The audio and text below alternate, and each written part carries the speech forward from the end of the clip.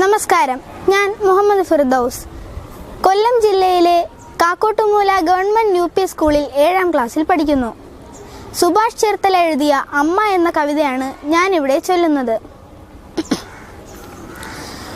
മക്കളായി 4 പേരുണ്ടെങ്കിലും അമ്മ ഏകയാണീയൊഴിയിൽ. അച്ഛൻ മറഞ്ഞൊരു കാലം മുതൽക്കമ്മ ഭാരമായി തീർന്നുവോ 4 പേർക്കും. നാഴൂരി മണ്ണും പകുത്തെടുത്ത് മക്കൾ 4 വഴിക്കായി പിരിഞ്ഞുപോയി. അച്ഛൻ്റെ ആത്മാവുറങ്ങുന്ന മണ്ണിലെന്നന്തിത്തിരി കൺ തുറന്നതില്ല. ഉള്ളം തൊളുമ്പുന്നൊരോർമകൾ നോവിൻ്റെ ആഴം പെരുക്കി ചിതയിരിച്ചു. ദുശകുനം പോലെ അമ്മയെ കണ്ടൊരാ മക്കൾ നടന്നു മറയുന്നതും നോക്കി നെഞ്ചു പൊടിഞ്ഞമ്മ നീറി നിന്നു. ചെല്ല കഥകൾ നുകർന്നു രസിച്ചൊരാ പേരക്കിടാവോടി വന്ന നേരം ശാസിച്ചു നിർത്തി മരുമകളെങ്കിലും മുത്തശ്ശിക്കൊപ്പമൊന്നോടിയെത്താൻ കൈനീട്ടി നിന്നു കരഞ്ഞു പൈതൽ. അന്യയായ അമ്മൂമ്മ നൊന്തു നിൽക്കേ വിങ്ങി നുറുങ്ങിയോ കുഞ്ഞിൻ മനം. നിർമ്മല ബാല്യമേ, നിന്നിൽ പക നട്ടൊരച്ഛനും അമ്മയും എന്തു നേടി.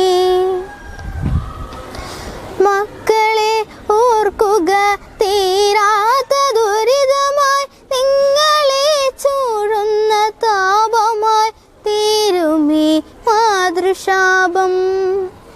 ആരോ വിലയിട്ടൊരാ 4 കെട്ടിൻ്റെ നോവു പോലമ്മ പകച്ചു നിന്നു. പോകാനിടമില്ല എന്നൊരു ദുഃഖമല്ലമ്മ തൻ നെഞ്ചിൽ തിളച്ചതപ്പോൾ. മഴയിലും പൊള്ളുന്ന വെയിലിലും മക്കൾക്കായോടി തളർന്നൊരാ അച്ഛൻ്റെ രൂപമാണമ്മയെ വന്നു പൊതിഞ്ഞതപ്പോൾ. അച്ഛനുണ്ടായിരുന്നെങ്കിലെന്നായമ്മ ഉള്ളം തപിച്ചു കൊതിച്ചു പോയി. അച്ഛൻ മറഞ്ഞതിൽ പിന്നെ ഈ അമ്മയെ എന്തേ കിടാങ്ങൾ മറന്നുപോയി. നേരമില്ലമ്മയെ നോക്കുവാനെന്നില്ല മക്കളും ഒന്നായി പറഞ്ഞെങ്കിലും 4 ആരെങ്കിലും വന്നു കൈപിടിച്ചൊപ്പം നടക്കുമെന്നാശിച്ചു പോയി. ആശകൾ പിന്നെയും ബാക്കിയാക്കി പാതി വഴിയെ മറഞ്ഞൊരാ അച്ഛൻ്റെ ഓർമ്മയിലമ്മ പിടഞ്ഞു വീഴേ. കൈപിടിച്ചാരോ നടത്തിയ അമ്മയെ ശരണാലയത്തിൻ കവാടം വരെ.